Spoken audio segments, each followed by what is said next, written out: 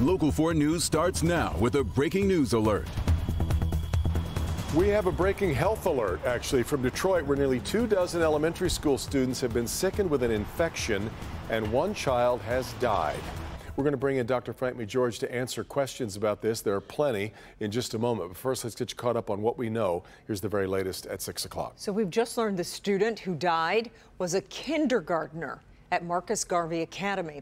The Detroit Public School District says the school has experienced an unusually high rate of flu-like symptoms in its early grade levels. That school is closed until Monday. It's one of 2 elementary schools within the district experiencing an outbreak of infections right now.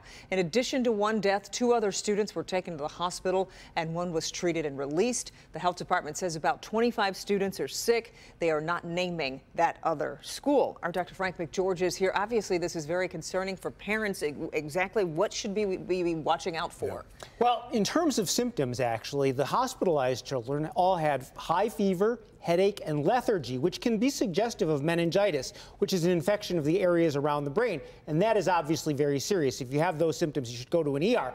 Other children in the classrooms reported nausea, vomiting, and abdominal pain. So if your child has those symptoms, they should not go to school. And if the pain is severe, if they have a fever or they can't hold down fluids and seem dehydrated, you should talk to their doctor right away. So we're just really saying infection then. You mentioned meningitis. Do we have any idea what illness this really is centering on? Well, you know, unfortunately, the autopsy report on the child who died is still pending, which is likely why a specific illness has not been named yet.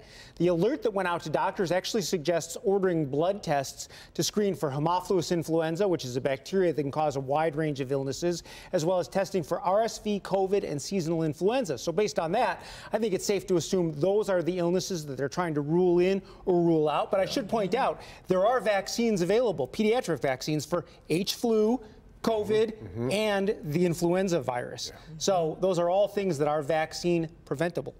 We can understand the worry level, though, for parents right now on this news. And the Detroit Public Schools Community District is holding a school board meeting right now. Mara McDonald is there.